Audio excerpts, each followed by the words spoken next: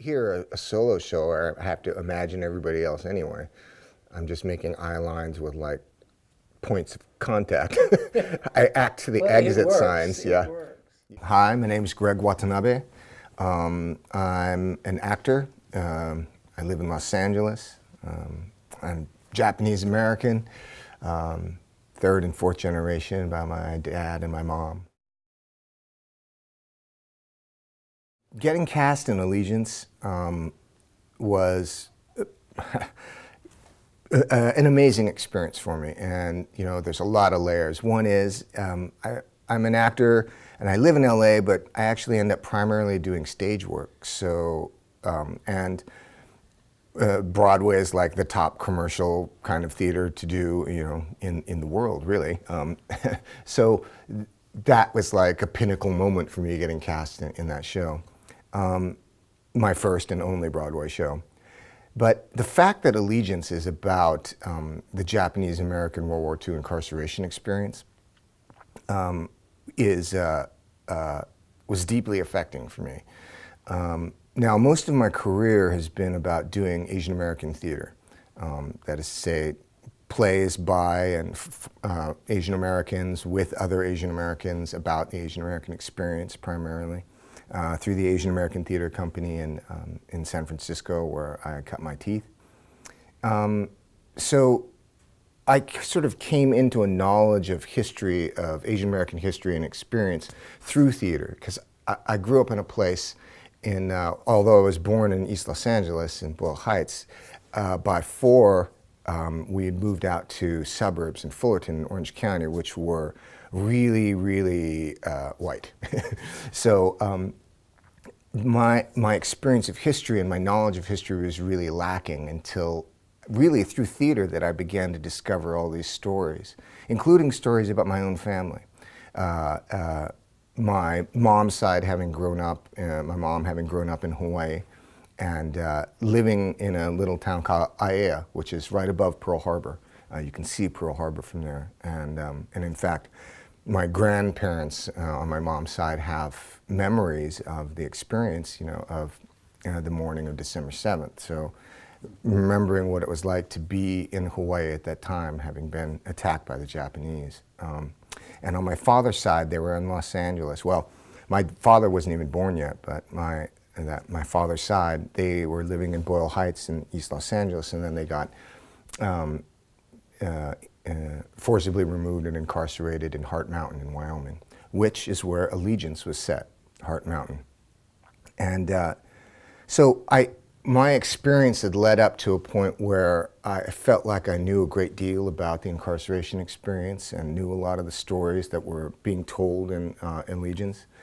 And I felt like my career had culminated in a thing that really had readied me very, in a way that was really organic for me, but that readied me to be ready for that experience. And to be able to contribute to the team and to the storytelling of that of this Broadway show. So anyway, all of that to say, it kind of amazing that I got a chance to be on Broadway for a lot of different reasons, and in that particular show, and it's had a huge impact on my career. I do a lot more theater now regionally, and I think that those opportunities have opened up in many ways because of my experience there.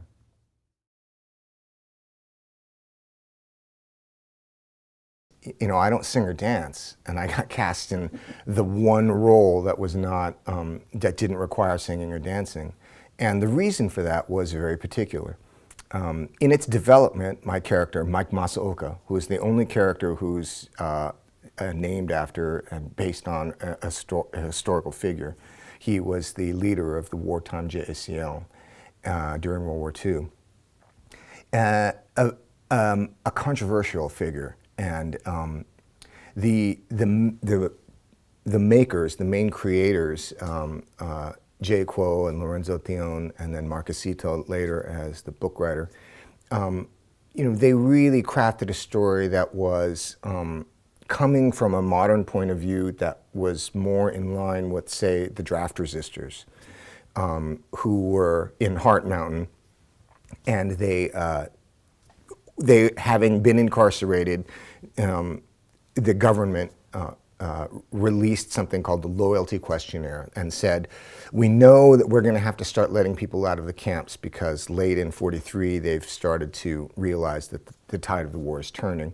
And so they issued a loyalty questionnaire saying, if you answer all of these questions, then we can either give you work release where you can go and work somewhere else, not in the exclusion zone on the West Coast, but somewhere else in the States as long as you have a job and someplace to stay, but also to ask whether or not you'd be willing to fight in the armed forces in the United States. To form a segregated fighting unit. So these resistors said, well, we're willing to fight, but you have to let our families out of camp. And so they said, well, that's not going to happen, so we're drafting you. And so they said, well, we refuse the draft. And so they all got put on trial and, for draft evasion, and then were sent to federal penitentiaries. So that's the story of the resistors. And the opposite to that would be Mike Masaoka's experience, which was he really fought to get the 442 formed, the segregated fighting unit. And he's the one who was part of the leadership that said to the Japanese American communities that you have to cooperate. You know, you have to, we have to prove our loyalty.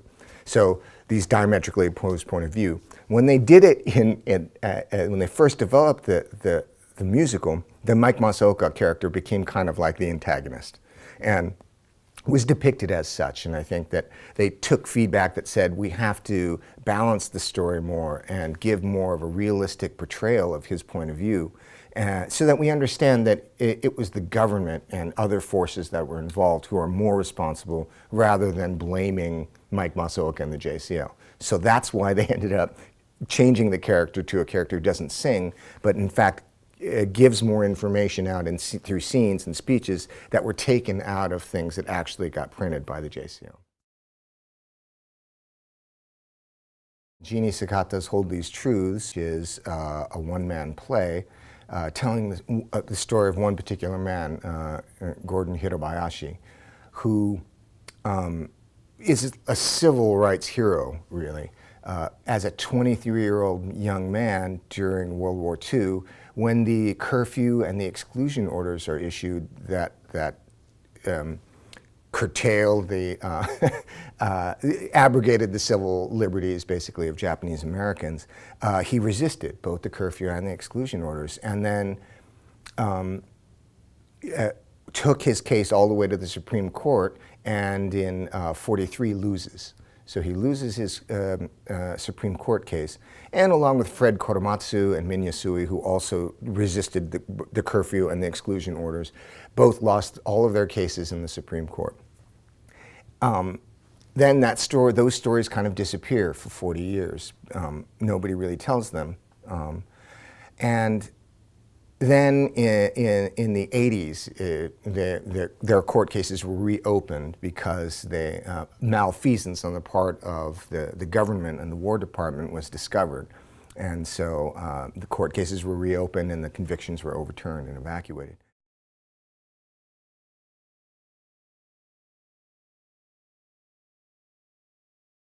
The difference between sort of the musical allegiance and then working on Hold These Truths, I think, would probably be just the mediums themselves have different demands. And not just the medium, but the venue. That is to say, a Broadway musical it has to have a certain entertainment value, like the songs and the dance numbers. And in order to be successful, and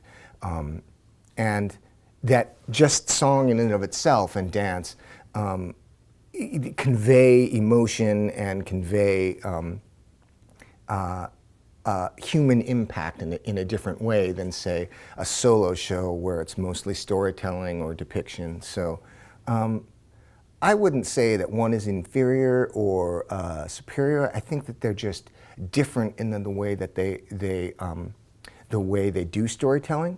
I would say, though, that what's great about Allegiance is that it touches on a lot of different aspects of the incarceration experience, but the detail that's involved in Jeanne's show, which is like a 90-plus minute show of of explaining Gordon's incredible journey, but it also describes in great detail the experience of the incarceration of our community in a way that I think that people will come away with a lot more detailed understanding of what happened to us. Mm-hmm. And when I say us, I mean our community. Of course, I wasn't alive then, but.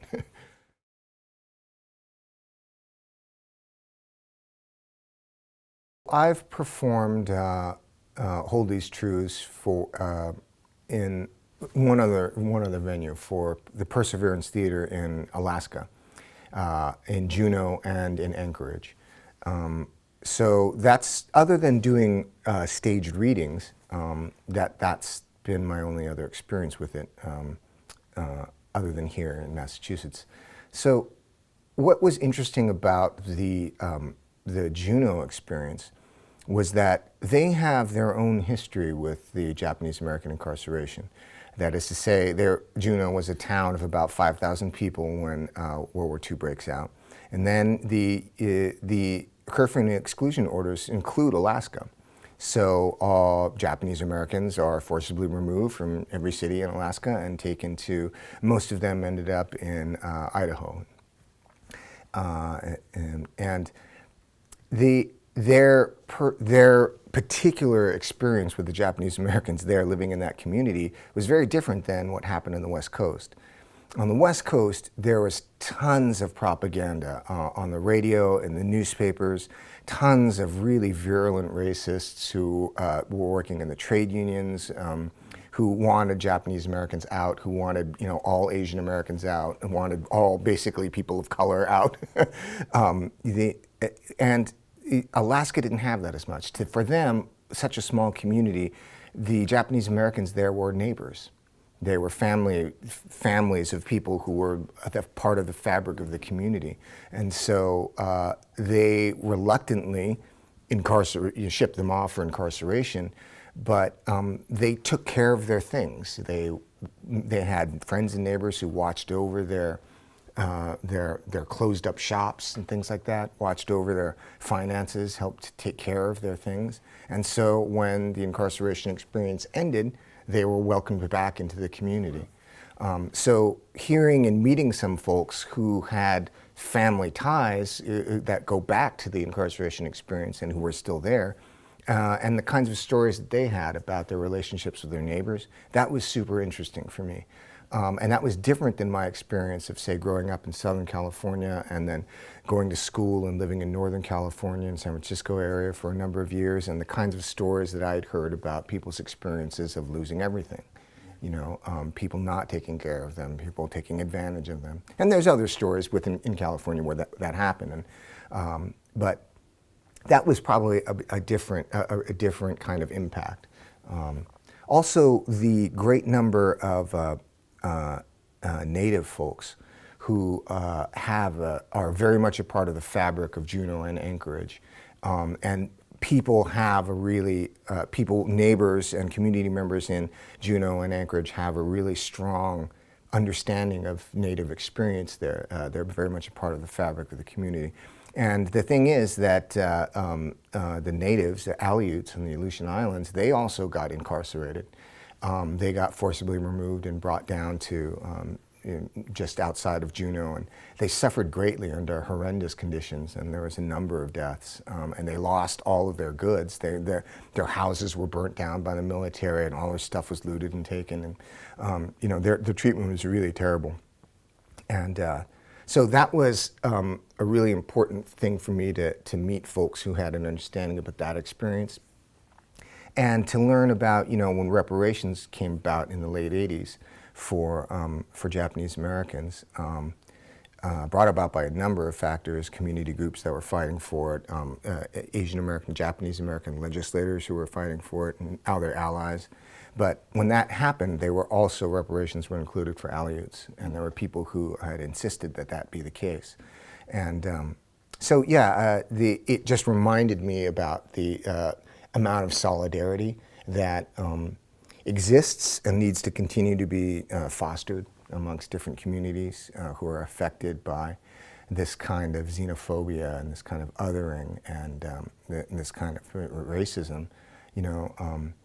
everybody I've encountered, whether or not it was in Juneau or Anchorage or in Massachusetts now, it really strongly feels the connection to and the relevance of Gordon's story now, as we're sort of experiencing this era of Islamophobia and anti-Muslim rhetoric and anti-Arab sentiment and that kind of violence against those communities, and the kinds of talk about using the experience of the precedent of the incarceration, forced removal incarceration of Japanese Americans to justify potential treatment, similar treatment to these other communities is just appalling. And I think that this show really highlights that for people, and I think it's really clear.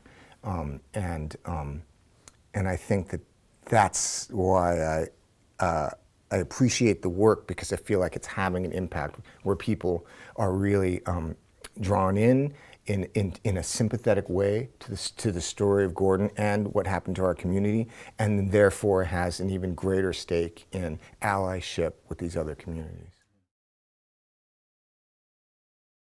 First of all, is the overall the work good? You know, do I look at a play or a movie or a television episode to see whether or not it has like aesthetic value? Even if the piece is bad, as long as it's not doing harm, I feel like, well, I would do it because it's a job. But so when you talk about low threshold of it not being acceptable, which, so that's what we're talking about, then of course, yeah, I have to look to see, well, what kind of representation is this creating? Am I participating in playing a doctor or something like that, or a forensic scientist, or these are things that are basically harmless within the larger narrative. But when you start getting into gang members or demands for like doing some kind of accent that for a laugh and being sort of the dupe of something larger, then or where the overarching story paints a picture of Asian American communities as being criminal or being, or assigning other kinds of stereotypical qualities to them that are not balanced in any other way by representations within the same piece. That is to say, I remember talking to a friend of mine, Tai Ma, who works a lot in movies and stuff, and he was like, well, I will play, the baddest motherfucker you ever saw, the most evil, guy, if Brandon Lee is the hero. So because you're balancing the storytelling, you've centered this, an Asian American hero in a story in a way that allows that not to be the only representation that's involved. So sometimes it can be a difficult balance, but you use a general sense and instinct, about what's going to be okay. And sometimes you can't know until you actually meet folks, and you talk with them and you get a sense for what it is that they're wanting to do and whether or not they hear you about your concerns about representation. I've been really lucky, especially in theater, where I think that those kinds of things are less problematic. So I haven't had to go into any kind of questioning. It's more like, I love this story, and I want to participate in telling of it. Well, I'll share a story about luck, that on my part, where I recently got to do a production of The Language Archive by Julia Cho, and I got to do it in a theater in Portland Playhouse. Shout out to you folks. I had seen this play. I had seen a reading of it, a developmental reading of it in Ojai many years ago, and Julia Cho's Korean American. But she's written this play in which characters are not specifically written as any particular ethnicity. But when it premiered at South Coast Rep, and then when it did an off-Broadway, actually I think an off-Broadway in New York, and then when it went to Ashland, the Oregon Shakespeare Festival, the productions of it, everyone was white. And which is because they're not prescribed as being one way or the other. The one production I ever saw, though, was by East West Players, which is the Asian American theater in Los Angeles. And so everyone was Asian. And so that to me was like normal. And to my ear, it seemed to fit so perfectly because the themes of the inability to connect with people, communicate properly, and the inability to express love, and how, yeah, that seemed to fit with the kind of Asian Americanness that I was familiar with as a Japanese American, and from my exposure to also Korean Americans. So I didn't get cast in that production. I really wanted to, but another friend, Ryan Yu, got it. And it was a lovely production. And Jeanne Sakata was in that production.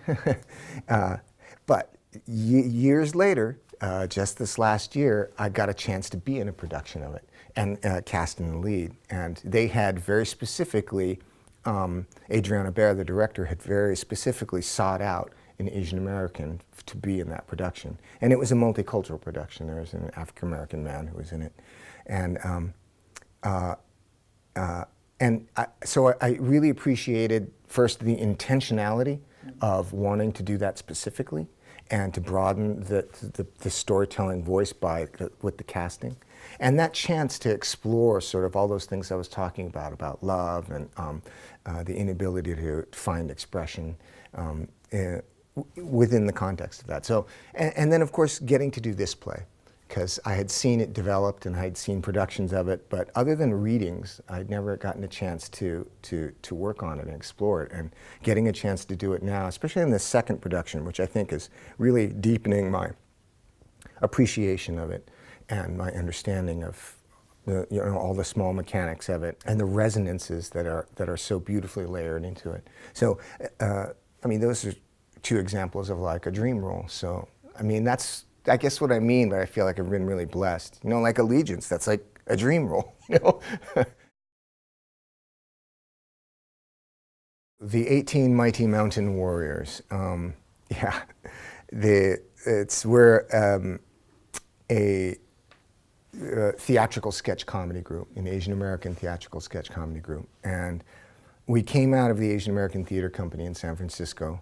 We were all young actors and writers and other theater technicians and varying different roles at a small theater company, Asian American Theater Company. And so we all got together and we formed this troupe. And the origins of it are, let's see. If you go way back when I was in college, and I was an English lit major at UC Berkeley, and then I took an acting course, and then that changed the course of my my trajectory. I switched my major to dramatic arts, and I started taking acting classes. And then I met a couple of Asian Americans, one of whom, Jeff Liu, he said, I want to form an acting troupe here, and called Wind and Water, which is one way, you know, feng shui, one way to write feng shui is those characters mean wind and water, which is why he chose that. And so we did Angel Island by Jenny Lim and FOB by David Henry Wong, which are, you know, classics of the sort of first generation of Asian American theater. And then he wrote a play with input from each of us about modern Asian American college experience. And then he graduated and went to UCLA and started directing, and he's still living there now, working. But that experience of doing that led to some other folks wanting to get together and remounting that show. So I actually directed that show, and we went to the Asian American Theater Company. That was one of the places, and we produced it there on one of their second stages. And that experience led to some of us getting together and forming an Asian American sketch comedy group. At that time we were called Actors Anonymous, and I think we did 1 or 2 shows. But all of us being there at the same time, working at the theater, being in plays, we said, well, a different group of people, a different collection, amalgam of people, we decided to get together and form a troupe called what do we call ourselves? The New Godzilla Theater Workshop. And we were taking advantage of the fact that there was space. We could use the theater itself and meet there when there wasn't work to be done. and do share writing. And so at that point, there was a whole mob of us. There was a lot of us, and writing dramatic monologues, writing comedic sketches. And stand-up was hot at that time, but like sketch comedy was not really, all there was SNL really. But we had our own personal experiences with it and wanted to keep pursuing it. Soon that died out, and from that, then a group of writers got together and called themselves the Rough Edge Writers, and I was busy starting to work outside in different places, and so they got together and they said, well, let's write a bunch of stuff. All right, we've got a bunch of writing, now let's figure out how to perform it. And so, let's create a performative arm, and they called it the 18 Mighty Mountain Warriors. And that was based upon a roll call sketch, which is basically, hey, well, all right, so let's do a roll call, and then everybody's got a big, long, funny name. And that's based upon an old Chinese novel called The Water Margin. It's like a medieval novel, and it's about these warriors who live in the mountains who all are famous, and they have all of these crazy long names that are descriptive for their weapons or whatever. Yeah, if you see Crouching Tiger, Hidden Dragon, there's like a small depiction of those mountain warriors there when they're in that big fight scene inside the cafe. Anyway, so that became, the Mighty Mountain Warriors sort of grew up into its own thing, and I came back and I joined the group and started performing with them, and we performed at the Asian American Theater Company, and then we started finding venues on our own, and so we built up a following of people because there wasn't really anything like that in San Francisco at the time. Heroes of ours became Culture Clash, a Latino theatrical sketch comedy group, basically. Now they're like a theater troupe. They weren't really sketch comedy particularly anymore. But their political lens, their cultural and political lens, and their satirical form, we began to clarify, I think, towards that. And we had lots of different kinds of crazy stuff, Dada things that were just ridiculous, profane. But I think that the voice, the collective voice, started to sort of move towards this idea of a different kind of storytelling, but talking about things that were politically super important to us, and our reactions to sort of society's lens on us and their viewpoint, and the way mainstream entertainment would represent us, and sort of attacking those stereotypes. One of the main administrators of the group, Michael Chiming Hornbuckle, he was saying, well, because we never really actually formally wrote out but it was like three-pronged attack. We want to have commercial viability and have an impact as Asian Americans in entertainment. We want to have diversify our representation, creating a lot of different kinds of images of Asian Americans, and then we wanted to be comedically groundbreaking. We wanted to be as expansive on the kinds of forms of comedy that we did. So that was our general approach. And we still technically exist, although most of us are in non-performing status. I think technically it's only me and Michael left right now, but mainly it's about every once in a while he writes up a YouTube sketch and throws it up on the web. And I've been out of town so much I haven't had a chance to work on it as much as I'd like, perhaps. To talk about space and having a physical space as well as the kind of figurative space for artists. I mean, in Asian American artists, in my particular case, is super important.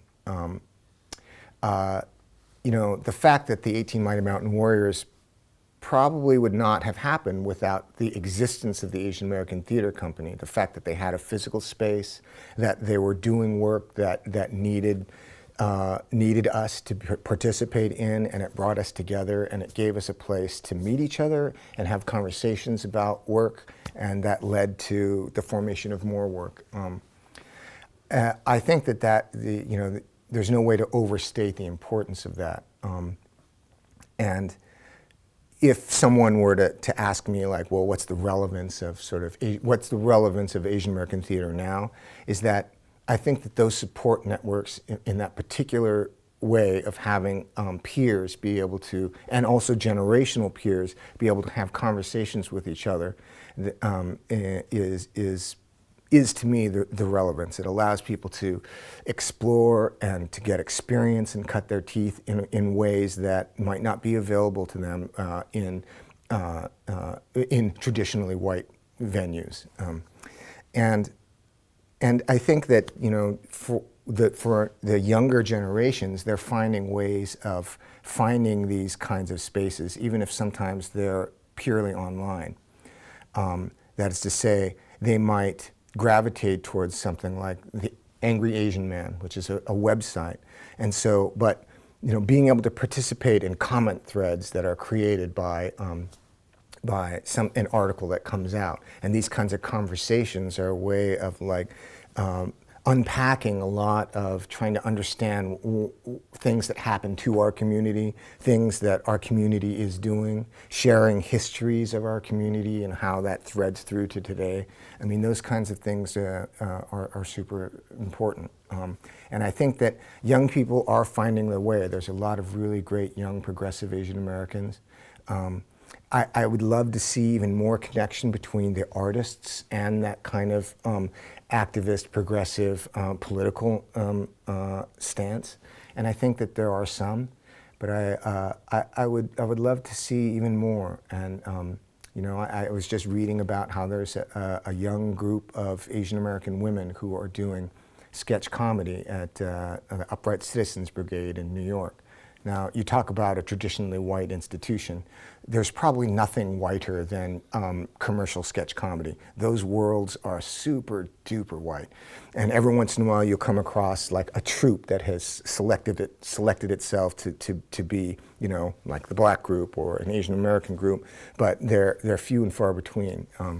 So it's really great that they are taking that space, taking advantage of, like, being around each other and all taking classes there, I presume, but they're doing this show that is sort of taking command and telling their own stories. So, you know, I try and participate in things that are like these, they're not exactly collectives, but there's something called like the Tuesday Night Project, the Tuesday Night Cafe in Los Angeles, and talk about taking advantage of space. Its founders had gone up to the East West Players and the Little Tokyo Services Center, who run the Union of the Arts, which is where East West Players is, and it's a building that houses East West Players, Visual Communications, which is an Asian American audio-visual company, and an art space. But they have a courtyard out front, and I can't remember exactly the origin, but that conversations were had of, can we utilize that courtyard space and do performances, spoken word, and have community announcements, and do other kinds of entertainment, and have music. And the folks who were the Little Tokyo Service Centers who administer that said, that's great. And that was happening at a time when Little Tokyo was still and downtown hadn't gentrified yet. And so it was in many ways like at a lull in terms of its business and activity. So anything that would draw people to that community and then have the businesses be able to take advantage of people having an influx there. So they really transformed or helped transform Little Tokyo. And I think that for young people, like, that is the kind of synthesized way of looking at space and community and how you build. And the kinds of conversations that have when artists all gather together in these kinds of spaces are how alliances are built and how ideas form and how new groups and new kinds of voicings happen. Talking about casting and diversity, you know, first of all, things have gotten a lot better. I mean, talking from, say, for instance, from an Asian American actor's point of view, things are way better than they used to be. You know, I'm of an age to remember, you know, when there was nothing for us. You know, every 10 or 20 years, something would come along. Pat Morita would get a television show or have an impact, and then Margaret Cho got her show, and then there was nothing, for 20 years. And then now, at least as far as television, we have all this representation, a lot more, Fresh Off the Boat, and we had Dr. Ken and Mindy Kaling's show, although, she's the Asian American lead, but it's not necessarily like about Asian American experience per se, but still. And Masters of None, and even Hawaii Five-0 for a while. There were basically two, centralized characters on that show for a while. Now they're gone. But that doesn't mean that there's still problems, with casting. One of the things that they talk about, other than yellowface, which is where there's actually actors who are non-Asian who are playing an Asian character, which is problematic. It has this history of racist propaganda and exclusion of opportunity for Asian Americans. I think most people, generally speaking, see that as anathema, and they accept that. Whitewashing, however, that is far more common. So that's where you take a character who is Asian from a source material, or even if it's from real life sometimes, characters based on real people, and then changing them to non-Asian characters because they feel like there aren't Asian American stars who can draw enough money, or that it just seems more interesting, or if it, I don't even know whatever kind of bullshit answer they might give for that. Usually it's about money. But that's super common, and that's going to continue to happen, and I don't know when that's going to get fixed anytime soon. Something that you don't see in film and TV that you, sometimes a little bit in television, but that we talk about in theater is something called intentional casting, and where in the old, well, not so very long ago, people were talking about non-traditional casting and colorblind casting, and those are really problematic phrases. Saying non-traditional means that you're centering the whiteness of something, because traditional is white and non-traditional means color. So you're placing a hierarchy of race representation. This is normal and this is not normal. And colorblind casting is problematic in that they're saying, oh, we're saying that race doesn't matter. That, oh, we're going to find roles in which race could be anybody, and then we're just going to shove them in regardless of the kind of storytelling that race has to tell. So intentional casting goes to the point of seeking diversity, seeking a way to diversify storytelling, and taking a story that has been told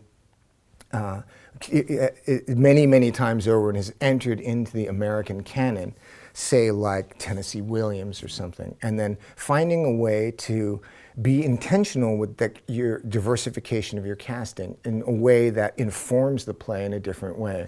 That is to say making Maggie Asian American, or or having that couple be a mixed family, or finding a way to use the diversity to inform the play and have the play inform the reality of cultural race relations in present day. But I think that that's super important, and the way to think about it rather than those other problematic ways. And it sort of necessitates the involvement of other artists of color across, all along the spectrum of storytellers and creators and theater makers, meaning artistic directorship, more artistic directors of color. I think that there's something like 5 in the US. I mean, it's really a small number. And directors and administrators and dramaturgs and, of course, playwrights. And I guess that would bring me to the thing that I think about most when I think about sort of the issue of casting. I actually think that while representation is important and certainly problematic representation is important, even more important to me is the storytelling. So having greater numbers of plays and different voices and different stories from our community, let alone all communities of color, and giving more opportunities for that is more important than trying to figure out whether or not we should be doing, Who's Afraid of Virginia Woolf with all white people, or not, The conversation should be, why isn't there a Julia Cho play there? Why isn't there a Lauren Yee play there? Why isn't Lynn Nottage played there? So that seems to be like the conversation, that kind of diversity, I think, is the important conversation. I would like to thank New Century Theater for the opportunity to be here and to work on this play. I mean, it's an honor to get a chance to work on Jeanne Sakata's play, Hold These Truths, and to tell Gordon's story, Gordon Hirabayashi's story. And so a theater company making the decision to produce this play and to fly me out from LA and put me up and participate in that way is, it's an opportunity.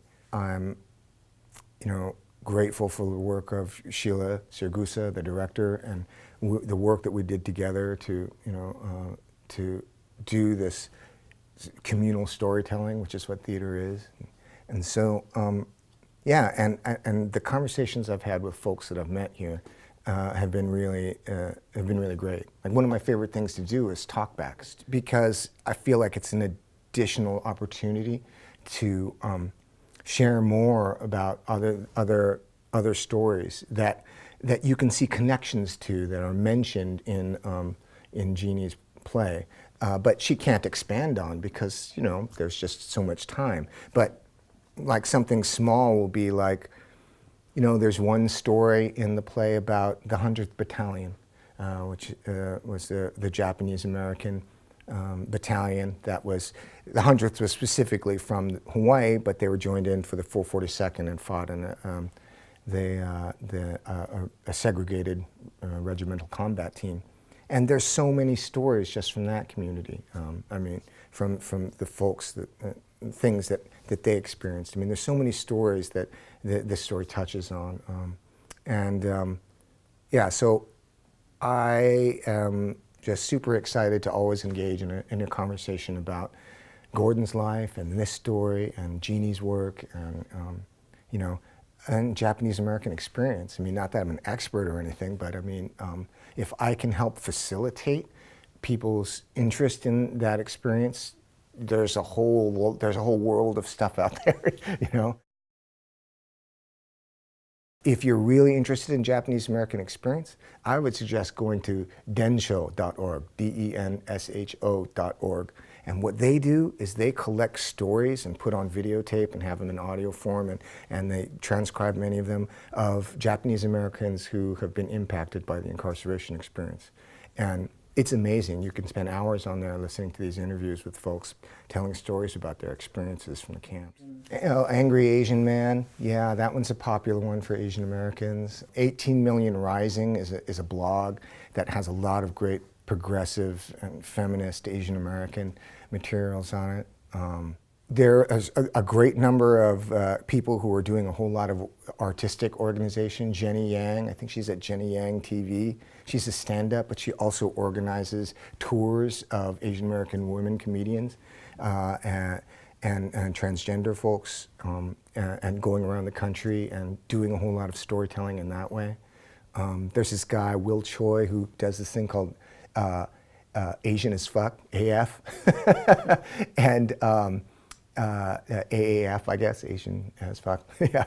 And he's begun to organize these things in LA, and there's all these young people who are starting to assemble in these shows in traditional sketch comedy venues, and he went to New York, and it's starting to gain a lot of traction, and it's exciting because that kind of thing didn't really exist when I was coming up, and so those kinds of things could inspire other people to find their way to a political voice, which I think is really important. because, part of the story of the Japanese American incarceration is, not having allyship strong enough allyship, and part of that is not having a voice, in the mainstream, in the communities, let alone political advocacy and political representation. In that way, like all of this art does connect, to a larger sense of our cultural presence in the mainstream. And so, even just doing this interview and having it out there in the world, hopefully in some small way, has an impact on, how other communities view, me, and by extension, Asian American community, Japanese American community.